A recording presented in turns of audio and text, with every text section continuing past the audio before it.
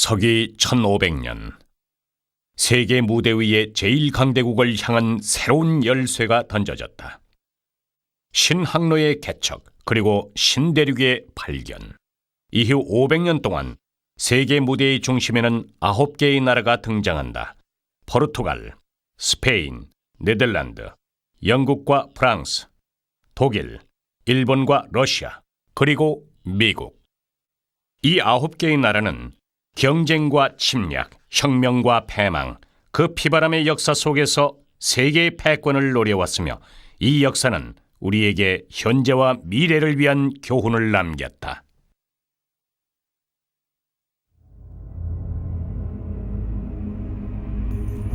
서기 1500년은 우리가 주목해야 할 진정한 세계사의 시작점이다.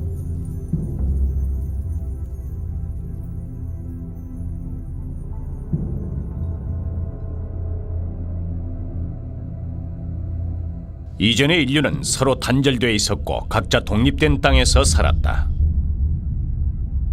어느 누구도 세계의 모습을 정확히 알지 못했으며 모두가 자신이 세계의 중심에 살고 있다고 생각했다.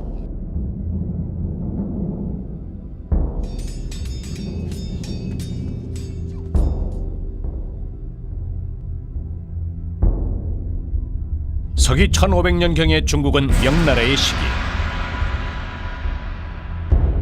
명시대의 대항해가 정화의 항로 개척은 새로운 무역시장 개척보다는 당시의 황제를 위한 국위 선양의 업적으로 평가받고 있지만 중국에서 이루어졌던 새로운 항로 개척의 맥은 대항해가 정화의 사망과 함께 아쉽게도 자취를 감추고 만다. 당시 아랍과 인도의 상인은 유럽, 아시아, 아프리카 대륙과 무역 거래를 하고 있었지만 그 활동 범위는 인도양을 벗어나지 못했다.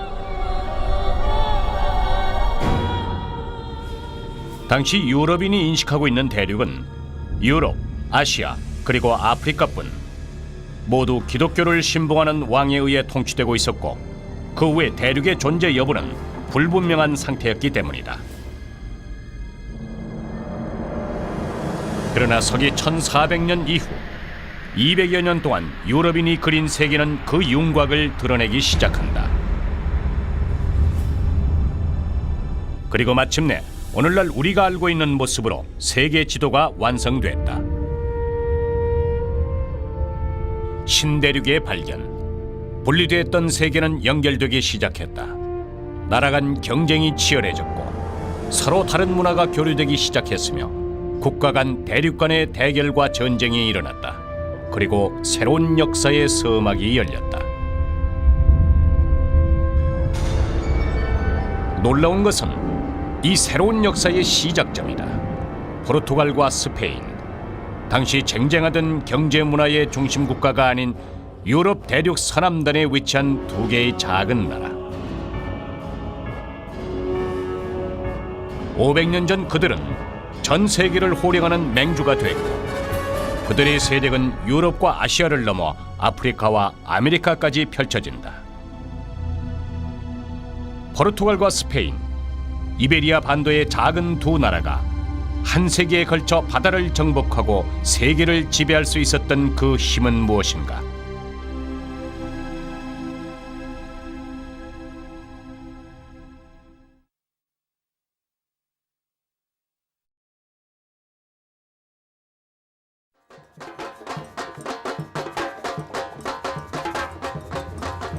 세계의 정복은 피의 정복으로부터 시작됐다.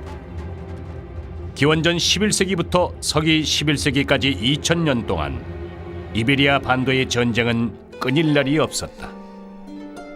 로마인, 게르만인, 무어인의 정복이 차례로 이어졌다. 목숨을 걸고 싸우는 투사처럼 이베리아 반도의 사람들은 침략자를 향한 저항으로부터 자유로울 수 없었다. 이 역사는 이베리아인들에게 자극과 모험을 즐기는 뜨거운 유전자를 남겨주었고 이들은 지금도 여전히 누구보다 대범하고 열정적인 민족이다. 2000여 년간의 긴 세월 동안 국민들의 눈물과 희생 속에서 이들은 소중한 자유를 얻었다. 서기 1143년 로마 교황의 인가를 받아 군주제 국가 포르투갈이 세워진다. 유럽 대륙 최초의 통일민족 국가가 탄생하는 순간이었다. O que caracteriza Portugal dos séculos XII e XIII é que não é um país feudal, é um país popular. O rei apoia-se não em nobres seus vassalos, mas nas câmaras do povo.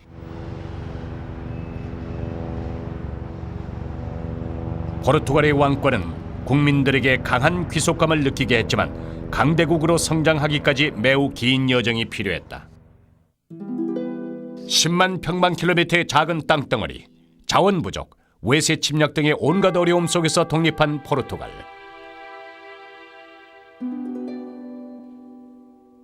이후 200여 년이란 시간 동안 이들은 수많은 위기와 거친 역사적 풍파에 시달려야 했다. 최초의 민족 국가는 얼마나 지속될 것인가? 강한 군주제는 무엇을 가져다 줄 것인가? 그리고 포르투갈인의 미래는 어디에 있을까? 포르투갈의 오랜 삶의 터전이었던 바다. 이들은 죽음의 바다, 대서양으로 눈을 돌렸다. 그리고 그곳에서 해답을 찾는다.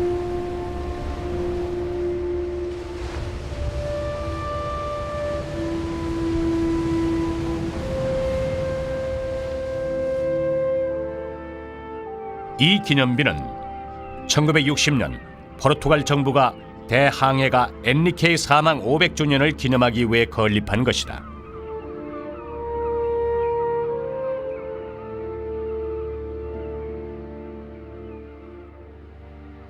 대서양을 향한 신항로 개척은 오랫동안 빈곤하고 낙후된 삶을 살아온 포르투갈의 유일한 희망이었다. 엔리케의 지휘 아래 신항로 개척의 긴 여정은 시작된다. 1394년에 출생한 엔리케는 포르투갈 왕 주앙 1세의 셋째 아들. 당시 유럽은 중세를 지나 르네상스 시대로 접어들고 있었고 과학과 문화와 사상은 유럽 하늘을 희망으로 비추고 있었다.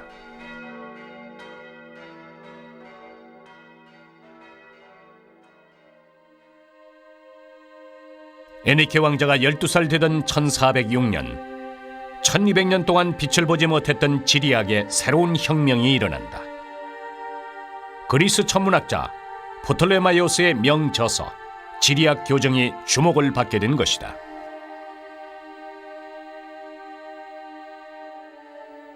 Esse livro, como muitas coisas das obras do tempo dos gregos, fica praticamente esquecido e é recuperado no Ocidente Europeu. No Oriente ele continua a ser conhecido. E é recuperado em 1406 em Itália pelos humanistas italianos e a partir dos finais do século XV começa a ser impresso e, portanto, a ter uma maior divulgação.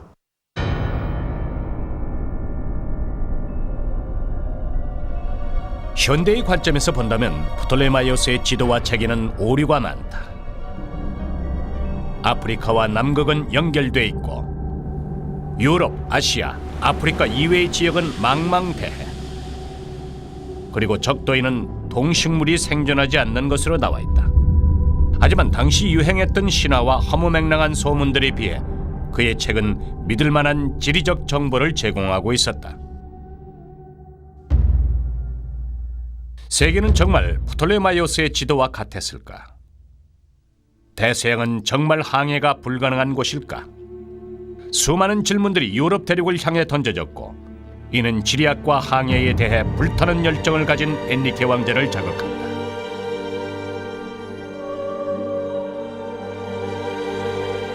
이와 동시에 큰 변화를 가져온 것이 있었다. 이것은 포르투갈이 새로운 역사의 무대로 나서는 중요한 계기가 됐는데 그것은 다름 아닌 아주 작은 이 알갱이 후추였다. 아직도 유럽인들은 그들의 선조들이 향신료에 집착했던 이유를 제대로 설명하지 못하고 있다.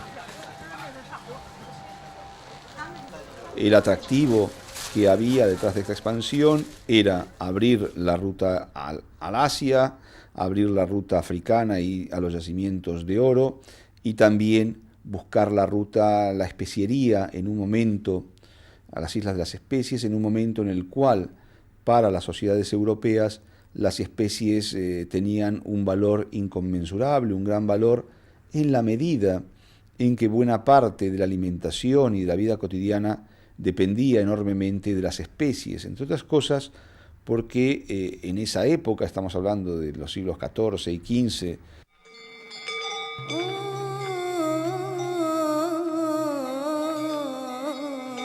그러나 높은 수익을 얻을 수 있었던 향신료 무역은 아라비아 상인들에 의해서 독점돼 있었다. 급성장한 오스만 제국이 무역로를 단절시킨 것이다. 유럽은 이 곤경에서 벗어나기 위해 종교의 힘과 상업적인 무역 활동 등 모든 수단과 방법을 동원하기 시작했다. 그러나 유럽은 육지에서의 전투에 패하게 되고 바닷길을 통해서 향신료를 얻을 수 있는 방법을 모색하기 시작한다. 유럽은 과연 어떤 방법으로 성공한 것일까? 포르투갈 최남단에 위치한 작은 어촌 마을 서글레스. 이곳은 아직도 황량하기만 하다. 그러나 포르투갈의 역사에 의하면 15세기 이곳엔 엔리케 왕자의 적극적인 지지에 힘입어 인류 최초의 국립 항해 학교가 설립됐고 항해를 위한 천문대와 도서관도 지어졌다. 15세기에 세워진 등대는 600여 년의 비바람을 견디며 여전히 자랑스럽고 굳건하게 서 있다. Portanto, o Infante Dom Henrique, segundo nos foi transmitido pelas crónicas da época, sobretudo de Fernão Lopes, era uma personagem muito ponderada, muito determinada, sabia exatamente o que queria e sabia rodear-se dos melhores conselheiros. 우리는 그가 많은 재능과 원대한 목표가 있어서 넓은 포용력을 갖췄던 것인지 그 반대로 넓은 포용력이 있어서 원대한 계획을 세울 수 있었던 것인지는 알 수 없다. 하지만 그는 각기 다른 민족뿐만 아니라 다른 신앙을 가진 전문가와 학자들도 받아들였다. 그는 중국 나침반을 개선했고 사각도 탄계를 달았던 유럽 선박을 2개 혹은 3개의 돛을 단 빠른 선박으로 개조했다. 길이 20여 미터, 무게 80톤에 달하는 삼각돛을 단 범선이 포르투갈 탐험가의 큰 꿈을 이루게 해준 것이다. 또한 수학자들로 구성된 위원회를 조직해 수학, 천문학의 이론을 항해에 응용하면서 항해술을 진정한 과학으로 발전시킨다. É o primeiro país em que as descobertas marítimas são um projeto do Estado, um projeto nacional, um projeto presidido por um príncipe filho do rei. E é esse facto que faz com que os descobrimentos portugueses não sejam aventuras isoladas de mercadores que vão fazer os seus negócios, mas uma tarefa coordenada, sistemática e organizada que dura 200 anos. 오랫동안의 학문적 이론이 실제 항해에 적용되면서 궁금증과 두려움의 대상이었던 대서양은 차차 그 윤곽을 드러내기 시작했다. 그리고 포르투갈 항해자들은 남쪽을 향해 항해를 시작한다.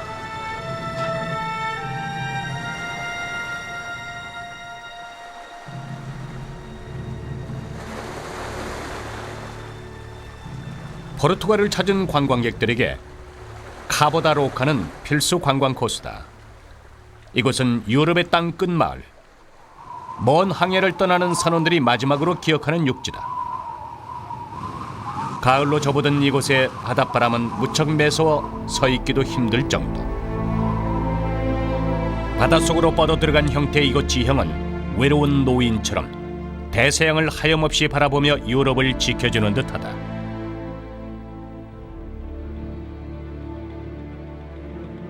16세기에 이르러 포르투갈 최고의 시인 까몽이스는 역사적인 시 포르투갈인의 노래를 지었고, 사람들에게 외면당하고 황량했던 카보다로카는 그때부터 유럽인의 신세계 개척의 중심지로 주목받게 된다.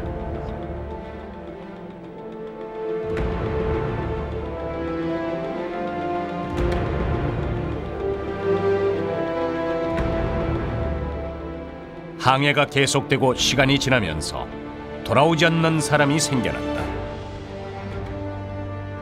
서기 1434년 에니케 왕자의 지휘 아래 카보다로카를 출발한 포르투갈의 선박은 세계의 끝으로 알고 있었던 서아프리카의 보자도르 곳에 도착한다. 세상 끝에 도착하기까지 그들은 21년간 바다와 싸운 것이다. 중국의 대항해가 정화의 함대와 비교하면 포르투갈 함대의 규모는 겨우 함선 두서너 척. 이들은 모험을 두려워하지 않는 민족성과 부에 대한 갈망, 그리고 종교에 대한 강렬한 믿음으로 중세 유럽 항해술의 한계를 뛰어넘은 것이다. É que progressivamente, à medida que se vai conhecendo uma extensão cada vez maior de oceano, vai-se construindo uma diferente ideia mental do que é o oceano. E assim, partindo-se dessa ideia inicial do oceano enquanto zona estreita costeira que liga Gibraltar ao Mar do Norte, partindo dessa ideia, cada vez mais o oceano vai tendo uma expressão geográfica situada mais a sul e simultaneamente mais para o ocidente. 포르투갈은 아프리카 서해안을 따라 남쪽으로 진출해 아프리카의 황금과 상아, 후추를 리스본으로 들여왔고 국고는 나날이 늘어갔다. 행운이었을까? 포르투갈이 해양 탐색을 벌이는 한 세기 동안 유럽의 나머지 국가들은 중세의 폐쇄적인 환경 속에서 끊임없는 암투를 벌이고 있었다. 영국과 프랑스는 통일 국가를 이루지 못한 채 전쟁 속에 있었고, 독일의 주변 국가들은 먼 나라와 친교를 맺고 가까운 나라를 공략하는 원교 근공 게임을 하고 있었다. 이탈리아 도시 국가들은 전통 무역이 가져다주는 마지막 부귀 영화를 즐기고 있었고, 포르투갈의 이웃 스페인은 여전히 자국의 독립을 위해 전쟁 중이었다.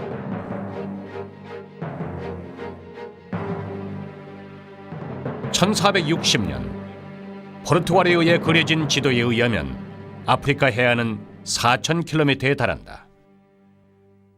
바로 그 해 서글레스에서 45년간 독신으로 고행하던 독실한 기독교인 엔리케 왕자가 사망한다. 엔리케 왕자는 단 한 번도 직접 항해에 나선 적은 없지만 위대한 항해가라는 칭호가 아깝지 않은 인물. 유럽 항해 역사에 기록되어 있는 모든 새로운 발견은 그가 평생을 바쳐 만들어낸 항해 계획에 의해 이루어진 것이기 때문이다.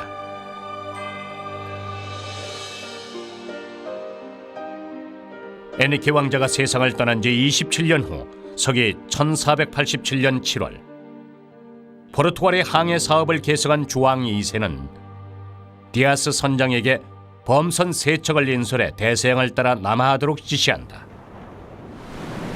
항해 시작 6개월째 함대는 갑작스런 큰 풍랑을 만나 13일 밤낮을 표류하게 된다.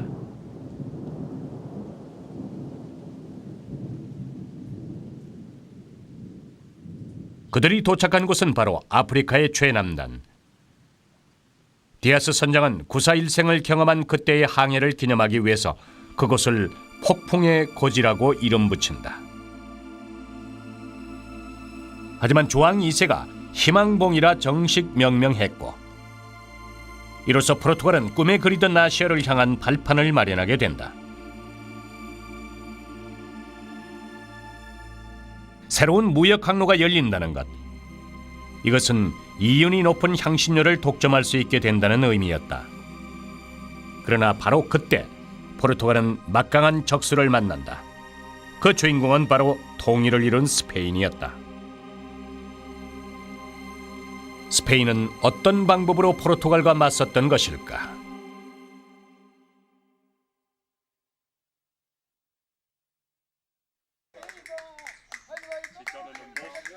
그라나다. 오늘날 스페인에서 이슬람 정치가 가장 짙게 묻어나는 곳. 이슬람 건축을 대표하는 알함브라 궁전은 몇 세기 동안 전쟁을 겪었음에도 불구하고 여전히 우아한 자태를 뽐내고 있다. 500여 년 전 스페인 독립운동을 종식하는 마지막 전쟁이 바로 이곳에서 벌어졌다. 1490년 봄 스페인의 여왕 이사벨 1세가 이끄는 10만 대군이 그라나다를 포위한다. El proceso de reinstauración del Reino de España podemos decir que se inicia con la reconquista que se prolonga a lo largo de 8 siglos. Después de esos 8 siglos, si ya nos situamos en el siglo XV, el territorio peninsular estaba fundamentalmente repartido en 3 reinos. Y el reino de Granada, que era todavía de los musulmanes.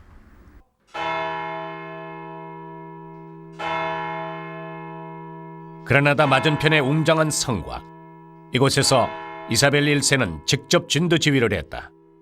그녀는 하루에 4번이나 목욕을 하는 깔끔한 성품의 인물로 그 미모는 유럽 왕실에서도 유명했다고 한다. 하지만 그녀는 그라나다를 정복하지 않고는 절대 군복을 벗지 않겠다고 다짐했다.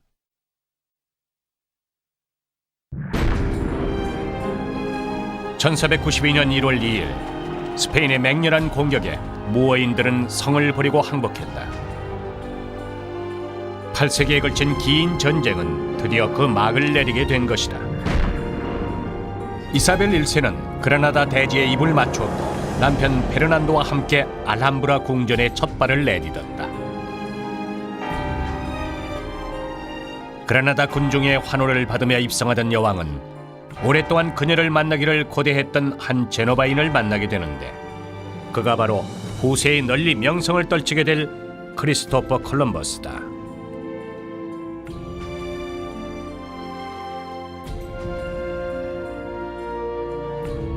지구 구체설이 보편화되었던 당시에 콜럼버스는 새로운 아이디어를 생각해내었다.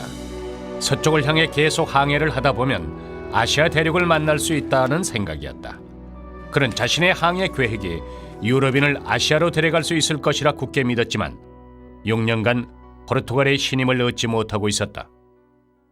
João II, que como es conocido envió a una comisión, es decir, el proyecto de Colón, es decir, no consideró que esa posibilidad, fundamentalmente porque Portugal había entendido que su política respecto al comercio era fundamentalmente a través de doblar el Cabo de Buena Esperanza, es decir, de recorrer África y consecuentemente de llegar a las Indias por una vía distinta, es decir, cruzando África y llegando hacia Asia. 항해의 노하우가 풍부했던 포르투갈의 항해 전문가들은 서쪽을 통해 아시아로 가는 거리는 콜럼버스가 예상했던 것보다 훨씬 멀다고 판단했다. 포르투갈 전문가들의 예측은 맞았지만 그들은 역사에 길이 남을 절호의 기회는 놓친 셈이다. 1492년 1월 스페인의 통일을 이룬 여왕 이사벨 1세는 콜럼버스와 세 번째 만남을 가졌다. 포르투갈은 해상권을 장악하여 급성장했고 다른 유럽 국가들은 이를 질투하고 있었다. 하지만 항해인은 많은 양의 물자와 인력 그리고 재력이 필요했기 때문에 다른 나라들은 쉽사리 항로 개척에 도전하지 못했다. 그렇지만 23년에 걸쳐 스페인의 통일을 이뤘던 이사벨 1세는 새 항로 개척의 적극적인 후원자가 되어주었다. en el cual empieza a fortalecerse a partir, digamos, de la absorción de poderes feudales previos que existen en esta monarquía, que reúne y concentra todo ese poder y que tiene la suficiente solidez y donde se presentan los cimientos del Estado como para poder otorgar el poder que se le asigna a Colón, que en realidad él, en su persona, lleva a América la representación de la monarquía católica. 콜럼버스는 3개월에 걸쳐 스페인 왕실과 협상을 벌였다. 직물거래상 가문에서 태어난 콜럼버스는 흥정에 익숙했다. 또한 포르투갈에서 8년간 항해한 경력을 내세우며 자신의 권리를 당당하게 요구했다. 여왕 또한 평민인 콜럼버스와 이익 분배를 협상하는 것에 대해서 거부감을 느끼지 않았다.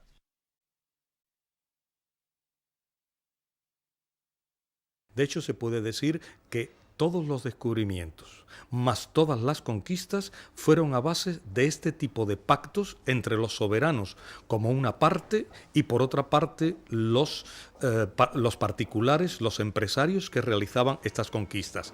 Ahora bien, siempre quien llevaba la voz cantante, quienes llevaban la supremacía eran los reyes, porque las tierras a conquistar pasaban a ser siempre a la soberanía de los reyes.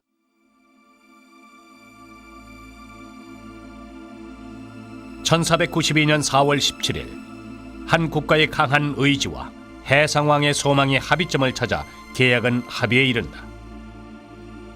콜럼버스는 식민지의 통솔자가 되고 식민지에서 발생하는 모든 재물과 자원의 10분의 1을 차지할 수 있으며 모든 면세 혜택을 받고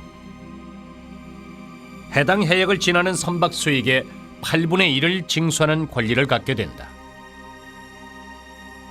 8월 3일 콜럼버스는 여왕이 하사한 총사령관 임명장을 가지고 여왕이 제공한 3척의 배를 이끌고 직접 출항한다. 그들은 서쪽을 향하여 힘차게 나아갔고 대서양의 한복판에 도달했다. 오랫동안 육지를 떠나온 선원들의 불안감을 줄이기 위해 콜럼버스는 항해 거리를 속여 실제보다 적게 발표했지만 2달 동안 한 채의 땅도 발견하지 못한 선원들의 인내심은 극에 달하게 된다.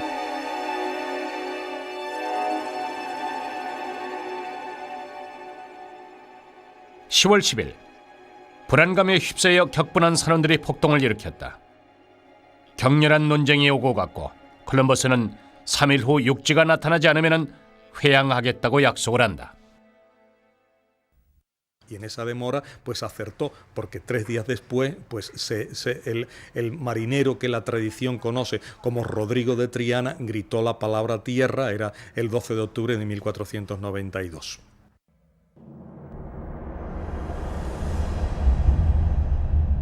바로 그 순간 영웅이 탄생했다. 콜럼버스와 선원들이 발견한 육지는 오늘날 북아메리카의 바하마 군도. 바로 이날 분리되어 있던 세계는 하나로 연결됐다. 콜럼버스는 죽을 때까지 자신이 인도를 발견했다고 믿었다. 하지만 그가 도착한 곳은 중국도 인도도 아닌 유럽인들이 그 존재조차 알지 못했던 신대륙이었다. 그 땅의 원주민들은 자신들과 관련 없는 인디언이라는 이름을 갖게 되었다.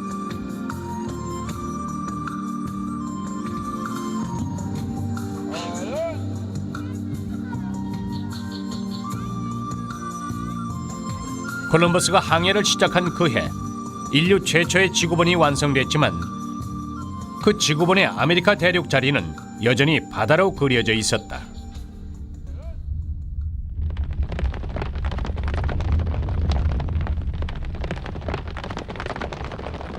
스페인이 신대륙을 발견했다는 소식은 유럽 전체를 뒤흔들었다. 10월 12일은 스페인의 국경일로 지정됐다. 환영식은 성대했다. 여왕 이사벨 1세는 콜럼버스의 노고에 대해서 약속대로 포상을 했고 콜럼버스는 6명의 인디언에게 둘러싸여 성대하고 화려한 환영을 받았다. 그러나 쾌거를 이루고 돌아온 콜럼버스를 가장 먼저 만난 사람은 당초 그의 제안을 거절했던 포르투갈의 주왕 2세였다. 콜럼버스가 귀향 후 첫 번째로 방문한 곳이 바로 리스본. 주왕 2세는 그를 접견한다. 신대륙 발견 사실에 대해서 반신반의하던 주왕 2세는 콩을 담은 그릇을 가져와서 콜럼버스와 인디언들에게 신대륙 모양을 만들어보게 했다. 이후 콜럼버스는 가슴을 치며 두고두고 이 일을 후회했다. 바보, 멍청이 같으니 내가 왜 그렇게 중요한 정보를 그에게 알려주었을까? 후회해도 소용없는 일. 미지의 대륙이 그 베일을 벗은 후 항해 대국엔 두 나라의 경쟁이 시작된 것이다. 이제 어느 나라가 신대륙을 차지할 것인가?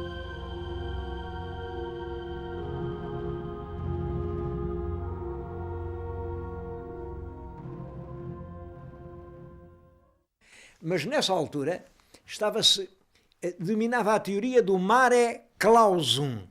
Isto quer dizer, o mar fechado, o mar com dono. E quem descobriu aquele mar foram os portugueses, isso não há dúvida.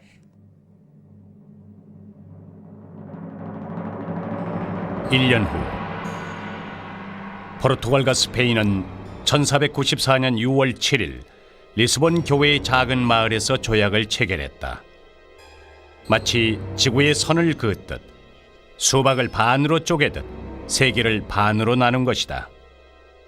포르투갈이 동쪽을 갖고 스페인은 아메리카 대륙을 손에 넣었다.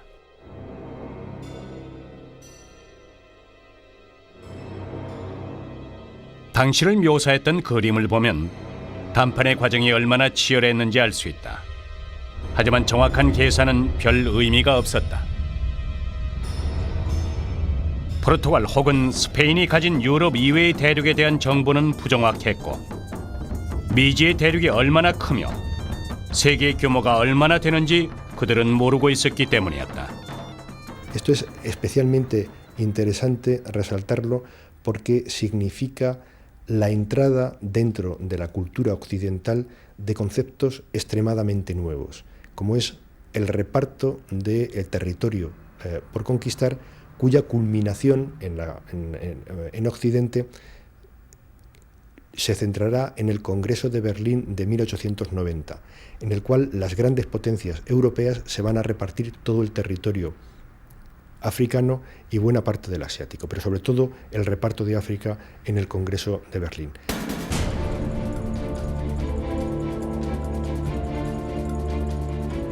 게임의 룰은 정해졌다. 다음은 누구의 행동이 더 빠른지가 관건이 된 상황.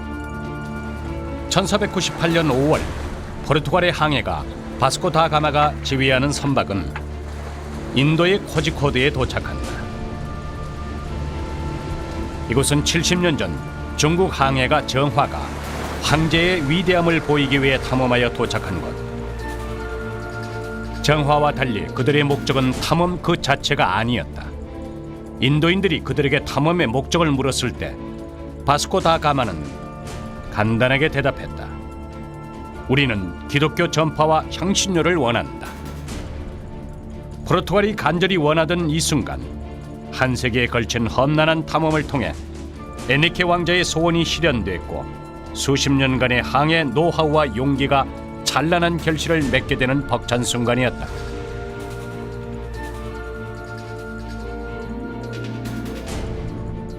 포르투갈이 동방에서 성공을 거두자 스페인도 재도전을 시작했다. 1519년 9월 20일 포르투갈에게 외면당했던 항해가 마젤란은 선박 5척에 선원 265명을 태우고 인류 역사상 첫 번째 세계 일주 항해에 도전한다.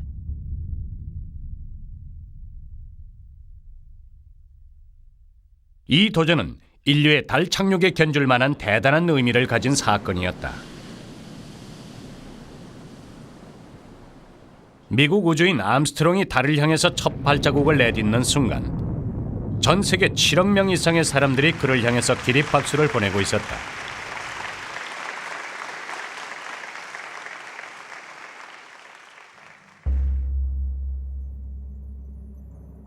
그러나 450년 전의 마젤란은 행복하지 못했다. 1080일, 17,000km에 달하는 기나긴 항해. 1521년 9월 5일, 마젤란의 선원들은 이 거대한 교회에서 항해 중 희생된 용사들을 위해서 촛불을 들었다.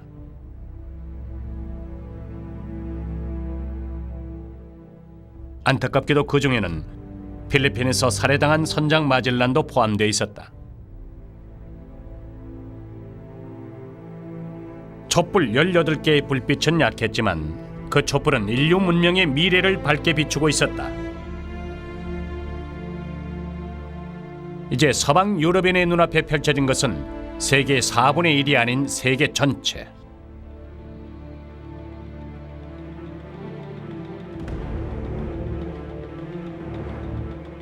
지구는 빠르게 자전하고 제도사는 밤낮으로 열심히 지도를 그렸지만 잉크도 채 마르기 전에 지도는 팔려나갔다. 발견된 신항로 덕분에 유럽은 세계를 통제할 수 있는 새로운 열쇠를 거머쥐게 된 것이다.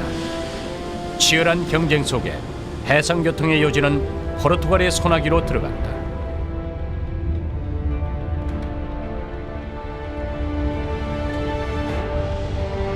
그들은 대서양에서 인도양 사이의 50여 개의 거점을 이용하여 세계 반에 달하는 무역 항로를 점령했다.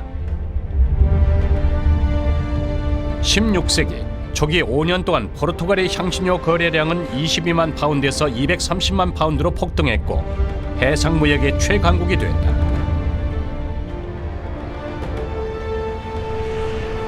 스페인의 아메리카 대륙 점령은 공격적이었다. 1502년에서 1660년까지 스페인은 아메리카 대륙에서 은 18,600톤과 황금 200톤을 얻었고 16세기 말 전 세계 금은 총 생산량 중 83%를 소유하고 있었다.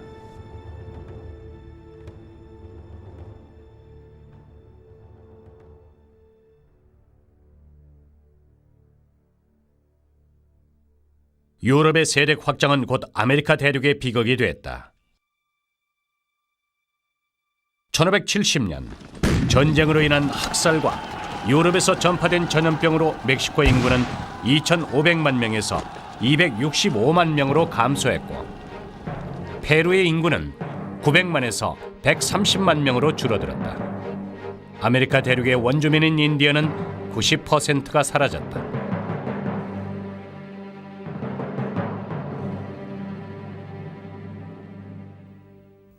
Quando as duas coroas de Portugal e de Espanha se unem sob Filipe I de Portugal ou II de Espanha, se diz que no Império de Filipe dos Reis de Áustria o sol nunca se punha, porque de facto o Império dos Reis espanhóis e portugueses circundava todo o mundo. 스페인은 유럽의 절반에 이르는 천주교 국가를 지배했다. 아시아에서는 필리핀을 정복했고 브라질 이외의 아메리카 대륙도 거의 스페인에 속해 있었다. 포르투갈은 아프리카, 브라질 및 환대서양, 인도양 해상의 섬까지 점령했다. 이베리아 반도가 만들어낸 신화 같은 기적. 그 신화의 대단원은 어떻게 막을 내렸을까?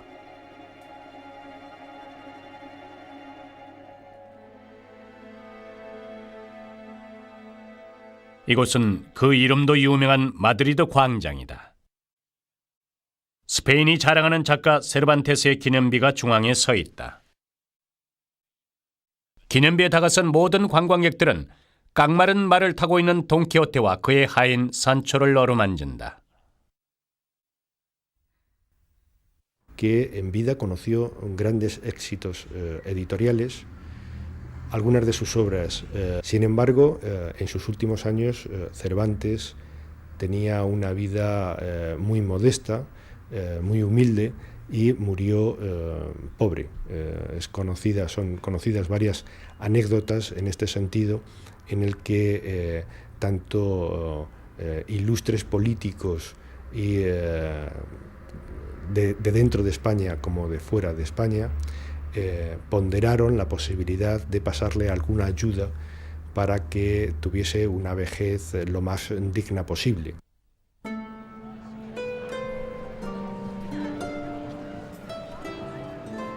세르반테스의 운명은 이베리아 반도의 흥망성쇠와 비슷했다. 강력한 왕권과 광신적인 종교의 지지 아래 이들은 바다를 정복하고 세계를 얻었다.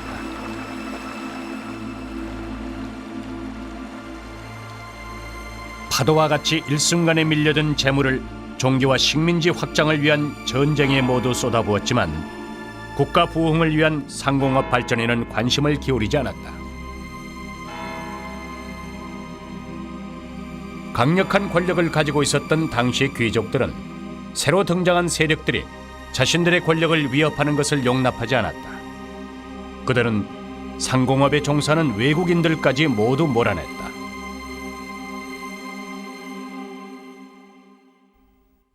Finalmente, sin embargo, España se acostumbró a la llegada de plata y al dinero barato. Dejó de hacer inversiones, pudo consumir comprando productos extranjeros caros y de esta forma se produjo un proceso de falta de inversiones en la industria española. E como se sabe também, uma organização dificilmente muda. Uma organização pode morrer por ser incapaz de mudar. Eu penso que o que acontece com a colonização portuguesa e com a exploração portuguesa é precisamente isso, é a incapacidade de mudar.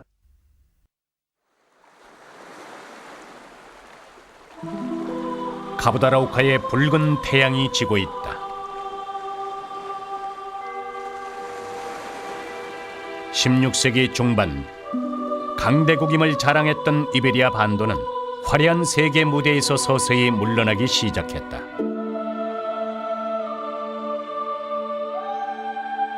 밀물같이 밀려왔던 재물들은 썰물같이 순식간에 빠져나갔다. 귀족들은 사치에 빠져 있었지만 백성들은 의식주조차 해결하지 못하고 있었다. 중세의 영웅을 꿈꾸던 돈키호테의 방패가 보호한 것은 옛 세상. 그의 칼이 내려친 것은 새로운 세상이었고 그 결과가 이러한 처참한 실패로 돌아왔는지도 모른다.